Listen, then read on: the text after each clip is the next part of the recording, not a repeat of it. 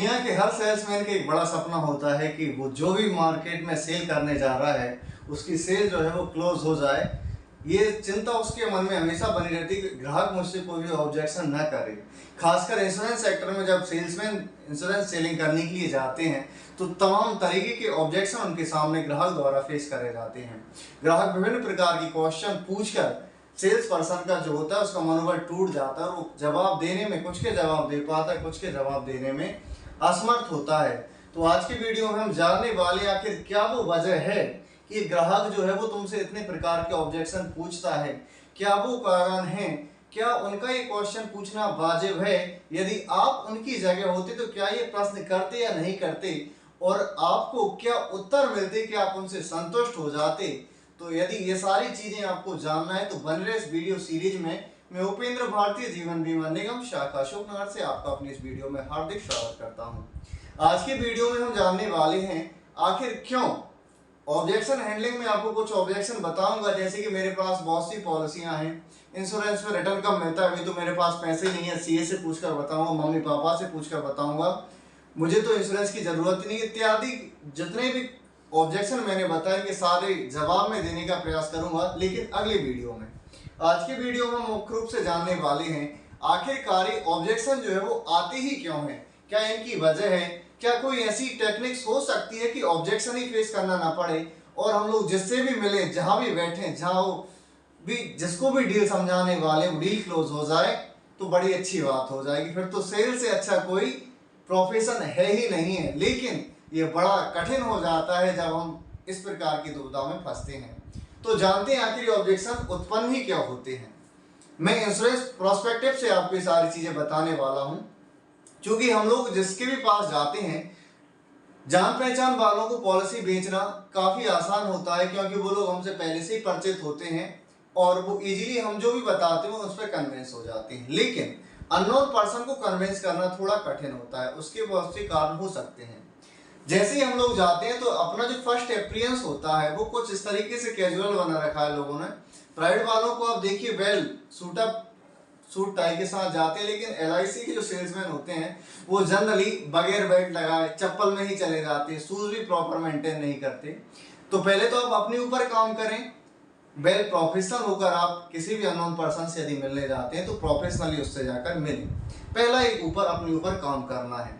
दूसरा होता क्या है कि जनरली हम जैसे ही किसी के पास मिलते हैं तो हम लोग जाते से ही कोई ना कोई इंश्योरेंस की बात करने लगते हैं। दुनिया में कोई भी इंश्योरेंस खरीदना नहीं चाहता, हर व्यक्ति अपनी समस्याओं का सॉल्यूशन चाहता है, और आप यदि उसकी समस्या का सॉल्यूशन देते हैं with the help of insurance तो कहीं ना कहीं आपकी डील क्लोज होने की बड़ी संभावनाएं बढ़ जाती हैं। लेकिन सवाल मेरा ये है कि ये सारी चीजें तो जब आएंगी जब ग्राहक मेरी बात ही सुनने को तैयार होगा। तो पहले मैं जाकर ऐसा क्या बोलूं कि ग्राहक की लिसनिंग क्रिएट हो जाए। आपको सबसे पहले सपोज आप एक ग्राहक है, मैं एक उदाहरण के रूप में बता सकता हूं। सपोज मान लीजिए आप एक कस्टमर है, मैं आपके पास पहुंचा कि नमस्कार सर, मैं उपेंद्र एलआईसी से आपके पास आया हुआ हूं। बेसिकली मैं आपको सर कोई चीज बेचनी नहीं है, मैं आपको बीमा बेचनी नहीं है, मैं कुछ गलतियां हैं बीमे वो आपको बताने आया हूं। यदि आप अथवा आपके परिचय में किसी की भी पास में इंश्योरेंस की पॉलिसी है तो आप इमीडिएटली उनको ऐसे ही करवा दें। यदि आप इजाजत दें तो मैं अगले 60 सेकंड में आपको ये सारी चीजें बताकर यहाँ से चला जाऊंगा। दुनिया में यदि आप ऐसी इस बात तरीके से बात करते हैं तो यदि 100 लोगों से ऐसे बात करेंगे तो कहीं ना कहीं आपकी 90 लोग तो बात सुन लेंगे। 60 सेकंड कोई भी दे देगा, जनरली आपको 2 मिनट 60 सेकंड ऐसी वैल्यू के थ्रू बोलना है ताकि उसके मन में भी कॉन्फिडेंट हो जाए कि आप जो है वो इतने समय ही बात करने वाले हैं। जब इतनी बात करेंगे तो कहीं ना कहीं वो 60 सेकंड में अब आप क्या बोलेंगे, ये बड़ा सवाल आ जाता है। तो आप सर्विसिंग के रिगार्डिंग पूछेंगे, जैसे कि सर मैं आपको बताना चाहूंगा कि एलआईसी की जो बच्चों के नाम पर पॉलिसी होती है उनमें एलईडीबी राइडर नहीं जुड़ा होता, उनमें नॉमिनेशन नहीं आता, उनमें एनईएफटी डिटेल शामिल नहीं होती, तो ये आप मेंशन करा लें। बहुत से सर्विस से रिलेटेड पॉइंट हो सकते हैं जिनको कि आप उसकी जरूरत के मुताबिक आपको किसी पर्सन से मिलने पर पर्टिकुलरली पता चल जाता है कि इसकी नीड क्या होने वाली है, उससे लेकर आप बात कर सकते हैं। तो ये तो होगा रही बात करने की बात। अब लेकिन हम चूंकि मेरा जो विषय था वो आखिर ऑब्जेक्शन आते ही क्यों है, सबसे बड़ा सवाल ये है कि आप अपने मन में खुद सोचें कि आप किस तरीके के व्यक्ति से बात करना पसंद करेंगे। यदि वो दिखने में ही सही नहीं होगा तो आप उससे बात नहीं करेंगे, वो कोई लॉजिकल बात नहीं करेगा तो भी आप उससे बात नहीं करेंगे, वो देख कहीं रहा होगा बात मुझसे करेगा तो भी आप उससे बात नहीं करेंगे, वो बार बार फोन को देख रहा होगा तो भी आप उससे बात नहीं करेंगे। यानी कि बहुत सी चीजें होती हैं जो अप्रत्यक्षली हमारे प्रोफेशन में एक बड़ा रोल अदा करती हैं कस्टमर के सामने। बहुत से कस्टमर तो भाव ही नहीं देते, यानी कि वो एक ये समझते हैं मैं तो बड़ा खुदा हो गया। तो जनरली वहाँ डिग्निटी को मेंटेन करें, आप बार बार उससे ना मिले, कोई यदि बात करता है तो ही बात करें, अपने था की स्थिति में बात नहीं करना चाहिए। बात करेंगे आखिर ऑब्जेक्शन आते ही क्यों है। आपके पास ऑब्जेक्शन आने का बड़ा महत्वपूर्ण कारण है कि आपके हाथ में कोई भी ऐसी फिजिकल चीज नहीं है जिसको कि देखकर व्यक्ति सीधे से राजी हो जाए। जैसे कि आप कोई वस्तु खरीदते हैं, 5 रुपए का पेन भी लेते हैं, उसका कलर देखते हैं, उसका सुंदरता देखते हैं, कैसे चल रहा है, कितनी फ्लुएंटली चल रहा है, इत्यादि चीजें यदि कोई 5 रुपए खर्च करने के लिए भी देखता है तो कोई आपको कैसे 50,000 सालाना की प्रीमियम दे देगा। वो भी एक बार नहीं देना, लगातार 15 से 20 साल तक 50,000 रुपए यदि अदा करना है, कहीं ना कहीं वो आप तो चेक तो करे, आपको चेक तो करेगा ही। वो ये भी देखेगा क्या ये व्यक्ति जो मुझसे मिलने आया है, जो 50 लाख 1 करोड़ की बात कर रहा है, क्या वाकई उतने लायक है भी अथवा नहीं है, क्या ये बातों में हवाबाजी फेंके जा रहा है। तार्किक रूप से बात करनी है। दूसरा, उतने लेवल का अपने आप को बनाना भी है, आपको अपने ऊपर काम करना है इसके लिए। साथ में अगर ऑब्जेक्शन आएगा, सीधी सी बात है, क्योंकि आपके पास कोई चीज तो है नहीं है, हम जो भी बोल रहे हैं, इवन उस समय तो हमारे पास LIC को किसी भी इंश्योरेंस कंपनी की FPR भी नहीं होती और हम लोग समझाए जा रहे होते हैं। तो लोग बात समझे हमारी बात को, उसके लिए ये बड़ी चीज होती है कि हम लोग तार्किकली बात करें। इस जगह बहुत से ऑब्जेक्शन ये भी आ सकते हैं कि LIC की पॉलिसी पर बॉन्ड में मैच्योरिटी का अमाउंट लिखा नहीं आता। ये ऑब्जेक्शन आपके सामने आ सकता है, कैसे इसका जवाब देना है। बहुत सी ऐसी चीजें हैं जो ऑब्जेक्शन पैदा करती हैं और निश्चित रूप से ऑब्जेक्शन पैदा होना भी चाहिए। लोग बहुत डर जाते हैं कि लो ऑब्जेक्शन आ गया, अब तो सेल क्लोज होनी ही नहीं है। लेकिन जब भी मैं सेल करने जाता हूँ ऑब्जेक्शन आता है तो ये मान लेना कि 90% डील क्लोज होने के चांस बढ़ जाती है यदि एक ऑब्जेक्शन आ जाए तो। ये बात अलग है, हाल के हाल प्रपोजल साइन नहीं होगा। आप कुछ लोग क्या करते हैं कि आज यदि किसी से मिले तो आज के आज प्रपोजल पर साइन कर दे और वो पेमेंट दे दे। जनरली ऐसा नहीं होता है। एक बड़ी दुनिया है सेल्स की और इसमें तो खासकर इंश्योरेंस सेलिंग में तो आपको बड़ी ही जद्दोजहद भी करनी पड़ेगी। लोन एक अलग चीज होती है, फिजिकली वस्तु बेचना एक अलग चीज है, उसके अलग ऑब्जेक्शन है। लेकिन इंश्योरेंस के तो स्पेशल अलग तरीके के ऑब्जेक्शन होते हैं जिनको कि आपको निश्चित रूप से समझना ही पड़ेगा।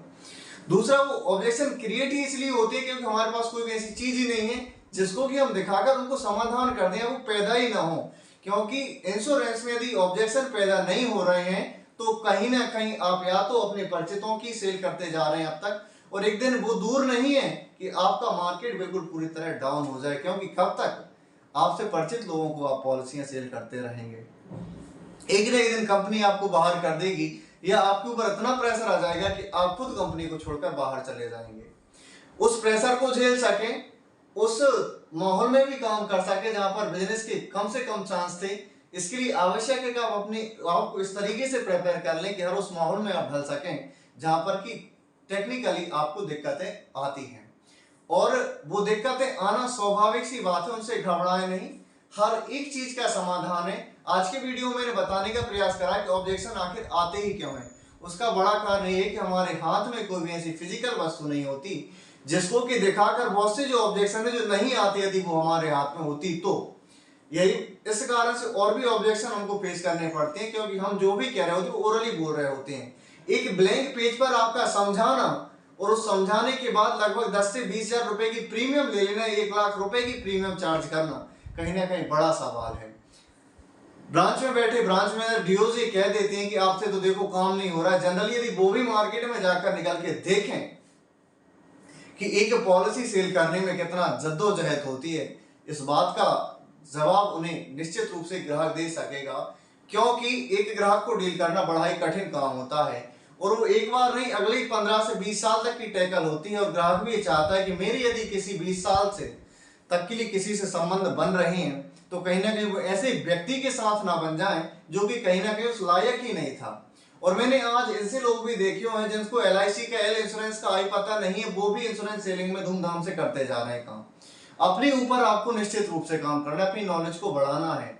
बीमा केवल कुछ प्रीमियम जमा कर देने से नहीं हो जाएगा। ऐसे यदि माने जाए तो मृतक व्यक्ति का भी बीमा करा जा सकता है, क्योंकि कोई नहीं जांच करता कि व्यक्ति जीवित था या नहीं था। ये सारी चीजें कब सामने आती है? जब क्लेम आता है। तो आपकी नॉलेज भी इस लेवल की होनी चाहिए कि हर उस जवाब को आप दे सकें, हर उस प्रश्न का जवाब दे सकें जो कि ग्राहक पूछता है। क्लेम से जुड़े जवाब हो सकते हैं कि आपकी नॉलेज क्या है, कैसे आप उनको टैकल करते हैं, तब जाकर तो आपसे कोई भी डील करेगा। तो मिलते हैं अगली वीडियो में। अगली वीडियो में हम जानेंगे कुछ महत्वपूर्ण ऑब्जेक्शन जो कि आप मार्केट में लगातार फेस करते हैं। बहुत से लोग अमूमन वही ऑब्जेक्शन होते हैं, कैसे उनको डील करना चाहिए, क्या क्या अच्छी अच्छी बातें हो सकती हैं जो आप ग्राहक से कह सकते हैं। मिलते हैं अगली वीडियो में, जब तक के स्वस्थ रहें, सुरक्षित रहें। जय हिंद, जय भारत। और हाँ, यदि ये वीडियो पसंद आता है तो कृपया करके चैनल को सब्सक्राइब करें। Thank you, bye bye.